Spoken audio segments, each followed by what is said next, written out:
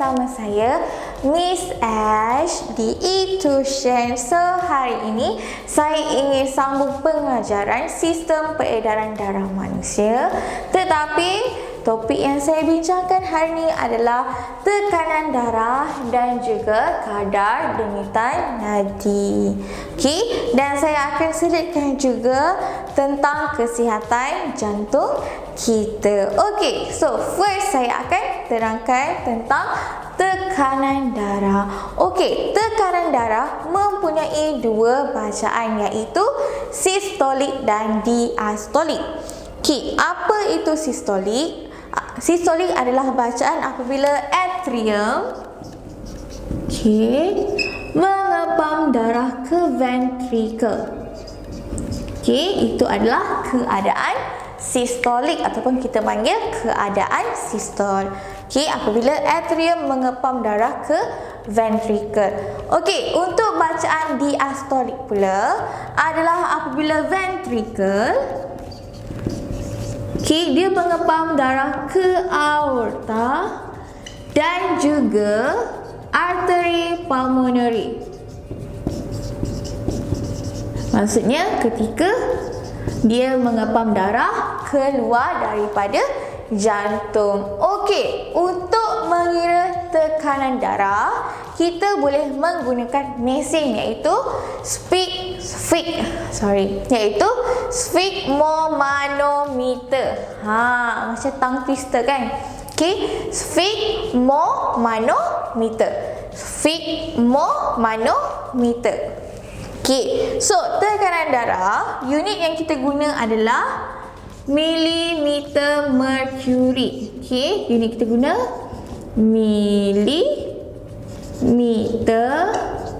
mercury. Bacaan dia pula ada bacaan atas dan juga bacaan bawah. Untuk bacaan atas adalah bacaan ketika sistolik. Untuk bacaan bawah pula adalah bacaan ketika diastolik.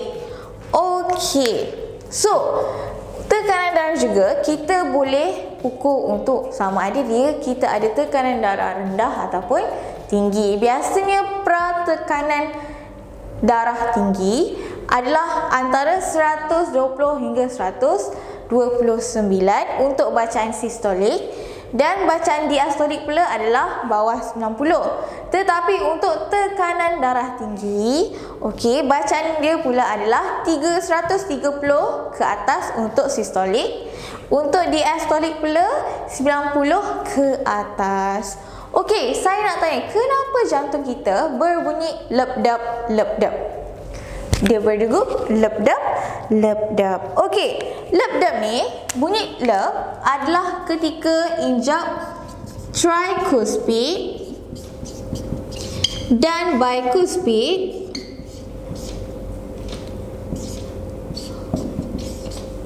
ketika injak tricuspid dan bicuspid tertutup. Itu bunyi lep dihasilkan. Kalau bunyi dap adalah ketika injak semilunar tertutup. Ketika injak semilunar tertutup. Maksudnya semilunar ni ketika darah masuk ke dalam jantung. So injak yang untuk darah keluar tu tertutup lah. Untuk tricuspid dan bicuspid ni ketika darah nak keluar daripada jantung. So sebab itulah jantung kita berbunyi lep-dap, lep-dap. Seterusnya saya ingin terangkan tentang kadar denyutan nadi. Kenapa saya tulis aktiviti fizikal? So semasa kita melakukan aktiviti fizikal, kadar denyutan nadi kita akan bertambah. Kadar denyutan nadi akan bertambah ataupun meningkat. Kita punya degupan jantung pun akan meningkat. Bertambah ataupun meningkat. Kenapa? Nanti saya akan terangkan. Tetapi apa itu kadar denyutan nadi? So, apa itu kadar denyutan nadi? Adalah pergerakan naik turun yang dirasai oleh arteri ketika jantung kita berdegup. So, selalunya kita nak kira degupan nadi ni, denyutan nadi, okey, dekat pergelangan tangan ataupun dekat leher. Selalunya dalam diri, kalau orang nak pingsan, dia pegang dekat leher. Tengok kita ada nadi ke tak, kita tengok dekat leher. Okey, tetapi biasanya kalau ujian syarikat dekat sekolah, kita akan kira dekat tangan. Okey, so kadar denyutan nadi ni biasa kita akan ukur per minit. Okey, berapa nadi kita per minit. Okey, so seterusnya, okey, so kadar denyutan nadi kita akan berbeza mengikut jenis aktiviti yang dilakukan. So kalau aktiviti tu tak gunakan banyak tenaga, kadar denyutan nadi pun normal saja. Tetapi kalau kita melakukan aktiviti yang cergas, okey, kadar denyutan nadi kita akan tinggilah, kan? Okey, seterusnya, okey, kenapa kadar denyutan nadi meningkat? Kenapa kadar denyutan nadi kita meningkat? Kenapa? Saya nak tanya, kenapa? Why? Kenapa kadar denyutan nadi kita meningkat? Sebab apa? Sebab, okey, badan kita memerlukan banyak oksigen dan glukosa. Okey, badan kita memerlukan oksigen. So, oksigen akan menghasilkan glukosa ataupun tenaga. So, tenaga ni kita nak gunakan untuk melakukan aktiviti kita. Selain daripada untuk menghasilkan glukosa, okey, badan kita pula ingin menyingkirkan karbon dioksida. Okey, sebab tu kadar denyutan nadi akan meningkat. Sebab badan kita memerlukan banyak tenaga. Bila dah banyak tenaga digunakan, okey, bila banyak tenaga digunakan, akan menghasilkan karbon dioksida. So, karbon dioksida tadi kena disingkirkan daripada badan kita. Sebab tu kadar denyutan nadi ataupun kadar denyutan jantung akan berubah. Okey, so saya akan bagi tahu contoh tentang kadar denyutan nadi ni. Biasanya dalam exam dia akan bagi jadual. Okey, so dia bagi jadual aktiviti A, B, C. Okey, dan dia akan tulis kadar denyutan nadi. So pertama mungkin 75. Okey, untuk aktiviti A kadar denyutan nadi 75. Aktiviti B kadar denyutan nadi 90. Okey, dan aktiviti C kadar denyutan nadi 130. So, kalau dia tanya apakah aktiviti yang dilakukan untuk setiap kadar denyutan nadi ni, pertama mungkin awak boleh cakap sedang membaca buku. B, 90 mungkin sedang berjalan, okey, dan C mungkin sedang berlari. So, setiap aktiviti, okey, so awak nampak tak, semakin cergas, semakin banyak tenaga yang kita perlukan, kadar denyutan nadi kita akan bertambah. Nampak? Okey, faham? Ada soalan? Tak ada. Macam mana awak nak tanya soalan, kan? Okey, sebab saya dah biasa mengajar kelas yang ada interaksi. So, bila cakap dengan kamera ni, saya tak tahu nak tanya kamera. Kalau saya tanya kamera, kamera tak boleh jawab. So, saya macam faham? Kamera yang jawab. Tak apalah, awak jawab belah sana je lah, dekat rumah je lah. Okey, so faham? So, setiap aktiviti yang kita lakukan, kadar denyutan nadi akan meningkat. Semakin cergas aktiviti, saya dah bagi hipotesis. Semakin cergas aktiviti yang dilakukan, semakin banyak kadar denyutan nadi. Kalau ditanya inference, kerana badan kita memerlukan tenaga yang banyak, jadi kita memerlukan banyak oksigen. Untuk mendapatkan banyak oksigen, kita perlu bernafas dengan lebih cepat. Bila kita bernafas dengan lebih cepat, jantung akan berdegup dengan pantas. Okey. So, apakah faktor yang mempengaruhi kadar denyutan nadi? Pertama, jantina. Okey, untuk pengetahuan awak semua, untuk jantina, perempuan, kadar denyutan nadi dia lebih tinggi berbanding lelaki. Kenapa? Sebab perempuan ni dia punya otot lebih kecil.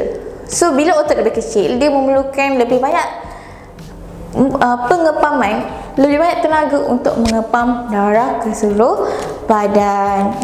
Sebab tu dia punya kadar denyutan nadi lebih tinggi daripada lelaki. Seterusnya, umur. Biasanya untuk orang yang tua ataupun bayi, kadar denyutan nadinya kurang berbanding dengan kanak-kanak yang dah boleh berlari, orang dewasa. Sebab apa? Sebab umur ni, orang tua, nenek-nenek ataupun baby, dia tak berjalan sangat, dia tak pergi berlari. So kadar denyutan nadi dia lebih kurang daripada kanak-kanak ataupun orang dewasa. Untuk kesihatan badan, orang yang sakit, biasanya orang yang sihat, orang yang sihat biasanya kadar denyutan nadinya lebih normal, maksudnya lebih sikit daripada orang yang sakit. Dalam sekali kecergasan aktiviti, macam saya terangkan dekat sini, kecergasan aktiviti, semakin cergas aktiviti yang awak lakukan, semakin banyak denyutan nadi. Sebab apa? Sebab badan awak memerlukan lebih banyak oksigen. Jadi jantung awak akan mengepam dengan lebih laju. Dan kecergasan aktiviti ini termasuklah pekerjaan yang dilakukan. So saya nak tanya awak, kenapa awak kena menjaga kesihatan jantung awak? Sebab apa? Sebab jantung awak ni fungsi dia untuk mengepam darah. Dekat darah awak ada apa? Darah awak mengandungi oksigen, nutrien yang awak perlukan, hormon-hormon dan bahan-bahan kumur yang lain. So kalau semua benda ini ataupun tak sampai dekat seluruh badan awak, ataupun contohlah oksigen tak sampai dekat badan awak, sel-sel badan awak tak boleh nak melakukan aktiviti dia, tak boleh melakukan respirasi sel. So apa jadi kalau sel-sel badan tak boleh melakukan respirasi sel? Sel-sel awak akan mati. Dia tak boleh berfungsi dengan baik, dia akan mati. Macam tu juga macam nutrien. So apa jadi kalau nutrien tak pergi ke seluruh badan awak? Nanti tak cukup lah, kulit tak cantik. Lagi apa lagi? Awak punya sel-sel mati ni tak akan renew, tak akan diperbaharui. Renew pula macam rock types, tak boleh diperbaharui. So awak memerlukan kesihatan jantung yang baik. Tapi macam mana awak nak memastikan kesihatan jantung awak tu baik? So first, awak kena selalu melakukan saringan kesihatan, cek jantung awak. Jangan mengambil minuman yang beralkohol, minum minuman berkarbonat. Jaga makanan. So kena makan banyak sayur, banyak buah-bahan. Amalkan piramid makanan. Dan awak kena buat apa lagi? Kerap bersenam. At least 30 minit sehari. So tak semestinya awak kena angkat berat ke apa ke. Awak boleh berjalan. Itu pun kira bersenam juga. Janganlah tidur je. So bulan-bulan puasa ni pun, sekarang bulan puasa. Sekarang bulan puasa ni pun janganlah asyik baring sahaja dekat rumah. Pergilah tolong mak kat dapur, tolong beli barang. Dan pastikan BMI awak dalam keadaan yang normal. Itu sahaja dari saya, Miss Ash. Jangan lupa follow Intuition, subscribe channel. Kalau ada komen, boleh komen dekat bawah. So bye semua. Assalamualaikum. Semoga kita berjumpa lagi dalam next video. Bye semua.